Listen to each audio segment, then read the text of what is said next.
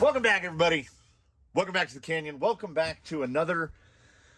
You've stopped in during an afternoon of a person fighting everything. Like, I don't know how to do things the easy way. I have to decide that I want to make something, and that something is a vision. Follow me here. And I have to realize that vision, even if everything involved is against me, because I'm trying to do something that I don't know. I guess somewhere deep in the bowels of Horizon Laboratories, where they work to what is it? Inveigle, obfuscate, destroy. By the way, it came from the Workbench, Vol.13, Ep.2. I'm trying to make stuff work together that it's becoming increasingly clear to me. Someone that is not me, they don't want it to happen. But we don't accept that. Let me see if I can either push this out of the way or climb it. I can't do either. Come on. Now the body's off. Oh, hey. All right, hold on. Short wheelbase action. All right, we're gonna help him. No, he's gonna turn it. Yeah. All right. So as you can see, it's mobile, and I haven't flipped him over yet. Oh, I had not considered this. He's too small to fit on the yoga block. All right. So if you'll recall back to the one before, I ended up just going straight posts in the front, which is kind of annoying. I don't like posts that are attached that close. And also, this is suboptimal. But, we're here, and look, it sits down. I haven't mounted up silly high because the goal, as I've mentioned before, is not to cut these things up that much. I would like to leave as much of it intact as possible. And if nothing else, it looks like I'm going to have to take some off right here. But that was the easy stuff. This is Blue Sky High's 1800, which was laying there, and I thought we can definitely install that more quickly. I think in the long term, there will be a brushed solution. There will probably be another platform made to go right here, and there'll be a 1080 right there, and the receiver right next to it. This is the bodge because we need to prove the concept. We need to make sure that it works. And the rear end of this vehicle was exceptionally simple. Up to here was very simple. It starts to really go off the rails up here in the front because for whatever reason, Axial has that... Move it again. Axial has this massive drop down in the front. And it's not as if the axle in any configuration that you could set this up in 10.3 wise. There's no situation where the axle comes even near the chassis rail, so I don't understand. I hate these shock towers deeply. I dislike them greatly. And getting the front end put together, you will recall that when I had it last time, I had the servo out here. And I had mentioned that this results in a drag link and a panhard that are far too disparate in length, which is going to cause either axle swing or bump steer or both, and it is not conducive to reasonable handling, if handling of any kind. So the servo was moved to here, and to accommodate that, to move the servo there, no matter what servo horn I tried to put on it, it hit the frame. Did not matter. Any servo horn I own, any servo horn I could try would hit the frame. So I kept grinding down this mount until it got lower and lower and lower. And finally, I got the servo down where it was going to be low enough that this wasn't going to hit the frame. And as you can see, the top of it is still sanded off to clear the frame. I don't know how well it will show, if I can even get to the angle. Yeah, there we go. So right there, that cut in the frame, yeah, that's me, to get the servo into that position, which is where it needs to be, because we have full throw that way, and we have almost full throw this way. And the reason we don't have full throw this way is you can see right there, it's kissing the panhard mount. But you will also, I think, notice that the panhard mount is an element panhard mount just bolted to the outside of the axial one, which astonishingly, and the only word I can think to describe it is astonishingly, look how parallel the tie rod, the panhard, and the drag link are. Like, I kind of stumbled into it. It actually kind of works, which is, I don't know, mind-boggling, really. He's got to have, there we go, big old 2.2 foam. Yeah, there we go. He's a little guy. You can see, though, there is some bump steer. There is some bump steer. It's still because I have to run the horn kicked over to one side because what I'm going to have to do is I'm going to have to refabricate this whole outer piece. I don't know if it'll be an aluminum piece just to replace this or if it will want to replace this whole truss mechanism.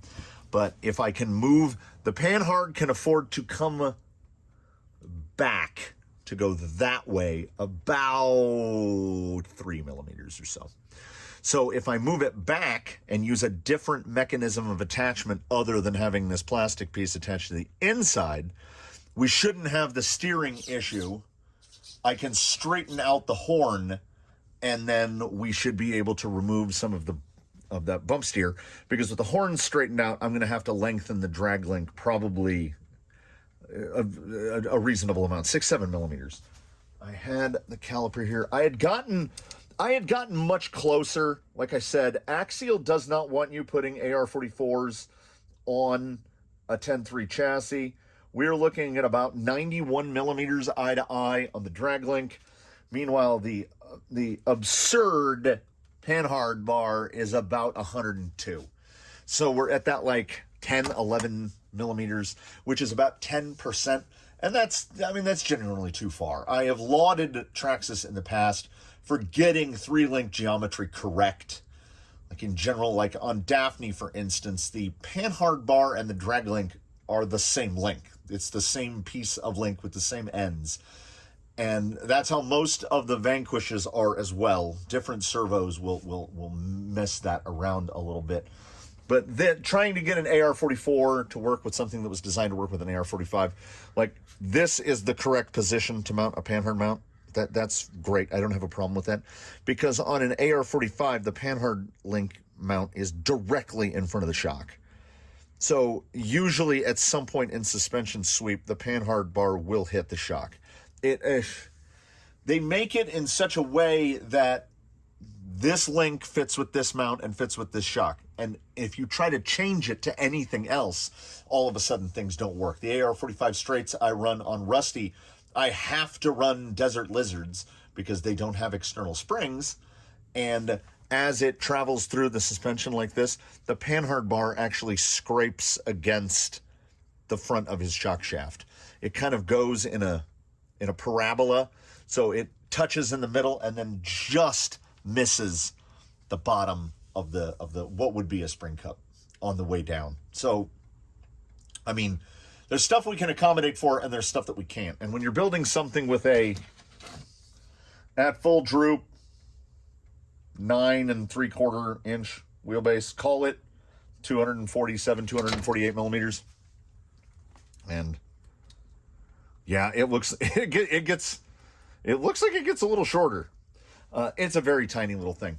And the thing I'm most curious about, and I think it applies to all of you as well, is and do insert in your mind the voice of that guy where people badly make swords and knives, and then he's like, it will kill. So we were going to find out, will it crawl?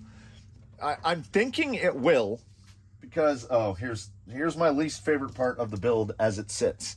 As I had mentioned, that these body mounts are spaced out like that. The dumb spare tire, the only way I can get one in is like that. So I have to run these tiny little bent ones. The big body clips that I generally prefer are too big and will not fit.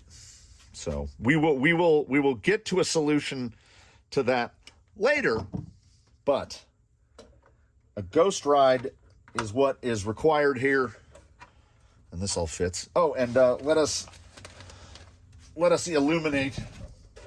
So these are Incision 80s, which are not the biggest shocks in the land. And nevertheless, okay, 4 fingers-ish. 4 and change. And everything should be even. Yeah, 4 and change. And should be, oh, we get a little more in there. I'm going to chalk that up to panhard drag link interference over at that end. So it's not entirely surprising. Damping feels pretty good. Everything about it feels all right. But, as has been said so many times in the past, feel on the bench does not mean much. I think I need to lower I think the body mount in the rear needs to go down 1 hole. It needs to be about there-ish. But, again, like the panhard issues, like everything else, like the mounting of the electronics, these are all problems for future me.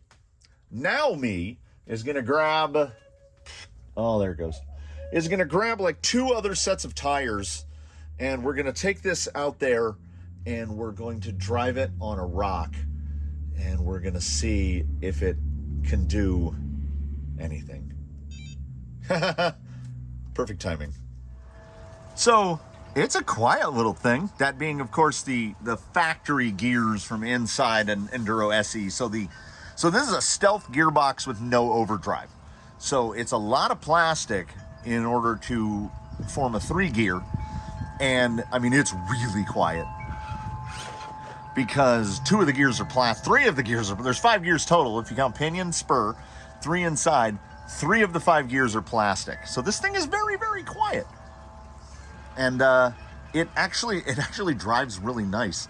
It doesn't like pull during driving. We're gonna get some hobble bobble here.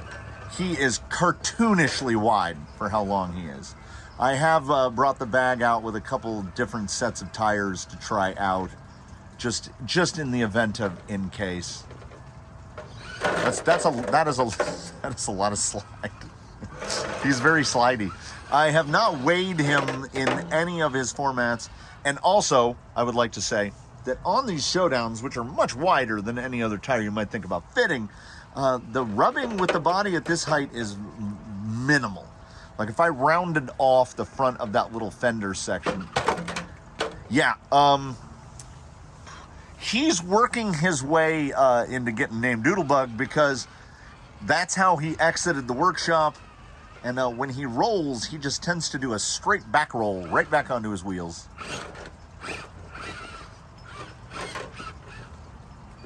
As you can see, despite how much weight might be out front comparatively, the wheelbase is comically short, particularly for the size of the tire. And I get the feeling he's going to be a 3-wheel motion guy through and through. Woo! And with the little steering peculiarities now, with the non-optimized panhard drag link situation there, what with the hitting, honestly, he's a little unpredictable. You never really know where he's going to go. Yeah, just that little bit of rub at full lock, only in the rear, right there, as you can see right there. And like I say, it's all correctable. The Amazon drive shafts appear to be fitting quite perfectly. Look, I mean, he's got good drive. But Doodlebug. So Doodlebug. Yeah, he when he landed on his side, and when he's on his side, there's like just the very top of the A and B pillars are touching the ground, and then the wheels, and you just give it a goose. Like I didn't even put steering into it. I just gave it a goose, and he like launched back onto his wheels. So can we get now? Again. So we've got that brass up in the front that's supposed to hold like a servo winch or something. I'm just thinking like some fishing weights on there. I don't know. I get the feeling he's very light. There's not a lot involved here, and we're not even in the same zip code as Ready for Tuning yet. Just it's so little. You know what? I might run and grab the Lexan scissors just to round those off. And of course, we're getting drunk on Fusion performance. But for those that watched Wheelin' Wednesday, I don't know what's wrong with Jake. I don't know if it's the speed control. I don't know if it's the motor. I don't know if it's the fact that I haven't programmed the speed control. I don't know what it is. But whatever it is, if it turns out to be something bad, right? Like electronics don't work, he's gonna get his motor back, and we'll work from there. So this guy has options. We have stuff laying around. I could put a copperhead and a slate in here. We have like 3 unused ones of those. So this guy isn't gonna get robbed out, but like, let's just say that I'm pretty sure the Fusion is only in here for testing purposes. So if we have a tiny wheelbase, which we do, I think we should probably test like some breakover stuff here. Yeah. Whee! Okay, so it is very noticeable how light he is, and how, I don't want to say bad, but kind of how unpredictable his behavior is from the wheelbase and the big tire.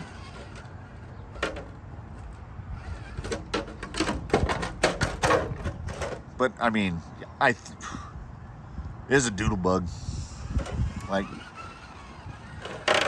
dude just rolls away, he backflips away. Yeah, and the showdown here in this instance, I mean, they've got a lot of grip. They're doing their best, but he's not putting any weight on them. I am gonna grab. We've got, who was on the Scorpios? Eddie. We've got the set of J-Concept Scorpios here. I'm going to throw those on there. They're a little narrower, which you would think would make it rub more, but actually makes it rub less. Okay. And we'll throw those on here and see if they can handle the little bit of lightweight. I'm trying to doodle the bug here. Here we go. Oh. Yep. Hey, yep. Oh. Well, can't win them all.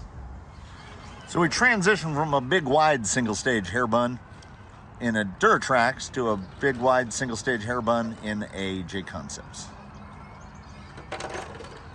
Let's see how doodlebuggy do we get up here? Oh, it's, yeah. I mean, it's not a little better. It's quite a bit better.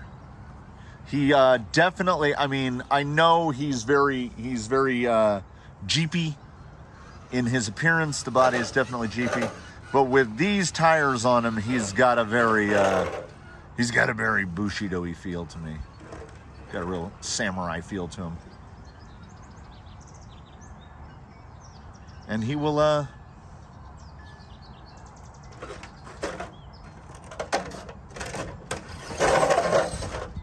like, the self-righting is, it's way up there. This thing is alarmingly fun. And there were definitely moments of the build sequence where it was becoming less fun. But only the 10.3 parts. Only anything that's specifically 10.3 is agonizing to work with. Yeah. The wheelbase is so short. Like, little fella has a wheelbase right about the same, but he runs those tiny little RC 4-wheel drive Mickey Thompson, what are they, Baja MTCs? And we're on a full class 2 tire here, and one end is definitely out driving the other. Like, this guy would need some weight. He needs some front weight because well, that, like, he will stand it up, but like, I guess here's all right, speculation. Because I mounted the body up so high because I didn't want to cut it. We can go down like 5 holes on the body mounts, but the further it goes down, the more we're going to have to cut it, and I would really rather not. it looks super high, but I get the feeling that the actual CG of this thing is not super high, because instead of a 10.3 type motor mount, it's a stealth. So the motor is way down there. Like, he's got the receiver on top of the servo, so I guess that counts as high weight. But I mean, we've even moved the servo down probably a 1/4 inch from where it sits at stock. Woo! He's like a little cartoon. So before I head into Daphne's other, grab the scissors, and I cut off that. That's how much I cut off, and now we can, like, the tiny, and it's only because of body lean. If I put some O-rings under the body mounts to help, yeah, you can see, to take a little bit of that out, I think we're gold. He might be a Scorpio guy. Look at that. Oh, the breakover. Yeah, like I say, definitely he's got much better steering to one side than the other because of that Panhard interference.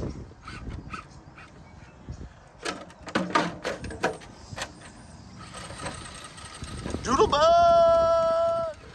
I would honestly classify him as wildly unpredictable. Like, when you get a rig, when you start to get that rig tuned in, you can figure out, like, you can feel when it's going to do that. This guy just goes. Like, he's up and then he's down. But this, the breakover over here, he just powers right up that. But I think it's almost, oh, that's the tie rod there. I think it's almost rare that this thing has all 4 wheels on the ground.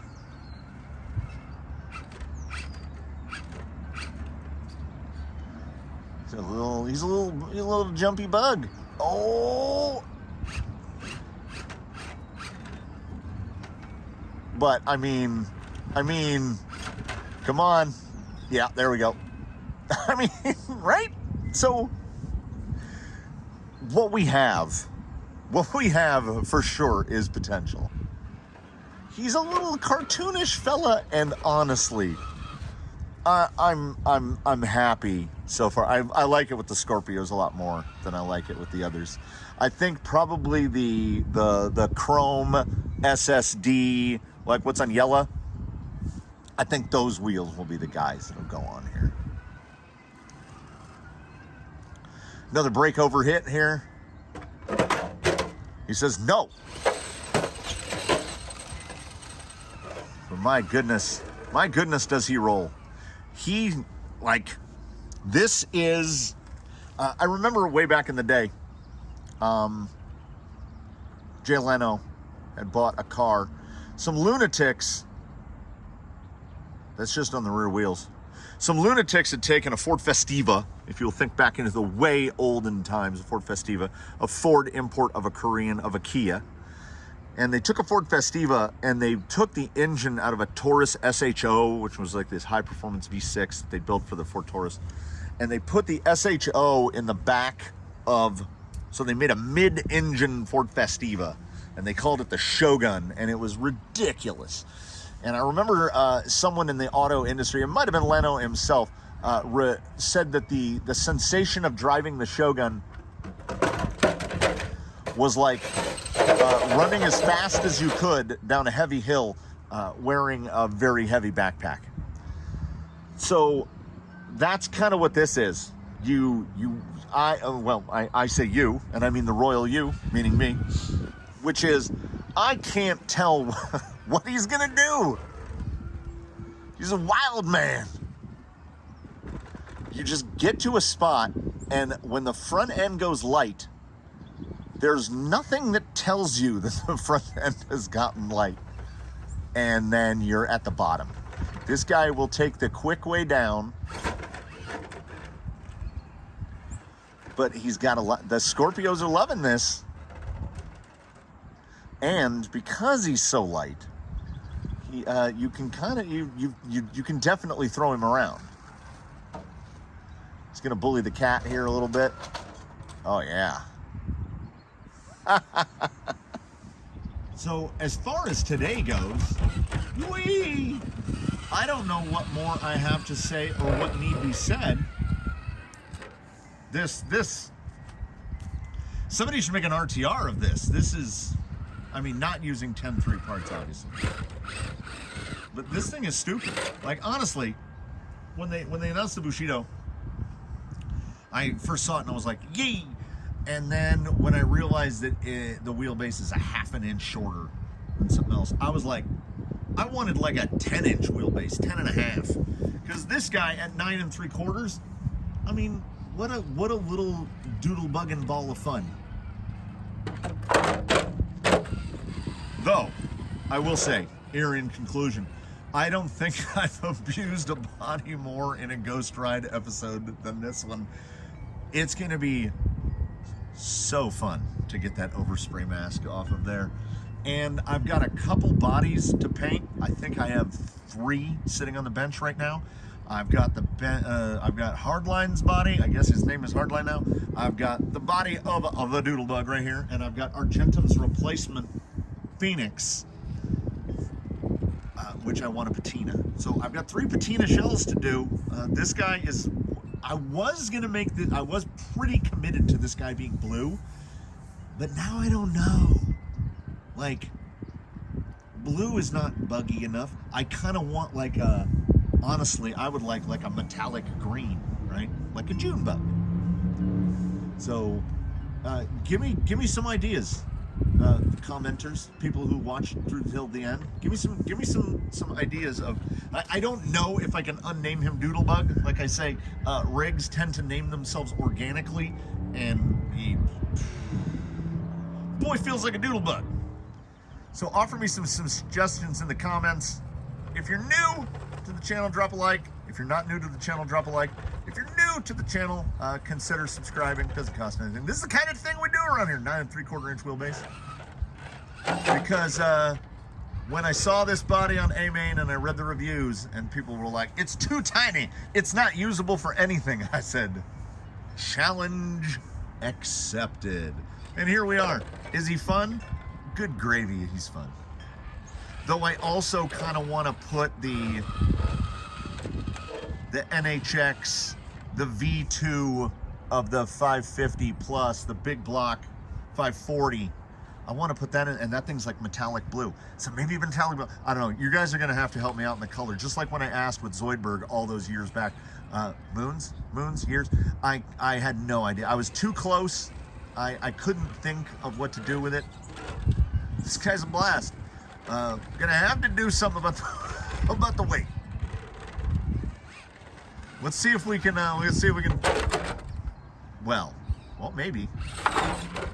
What? How? You can't end on a better note than that. Thank you for the last time for watching, everybody.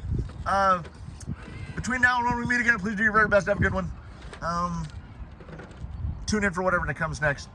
And as my mother used to say when I was just a wee lad, be good. You soap. We'll catch you in the next one.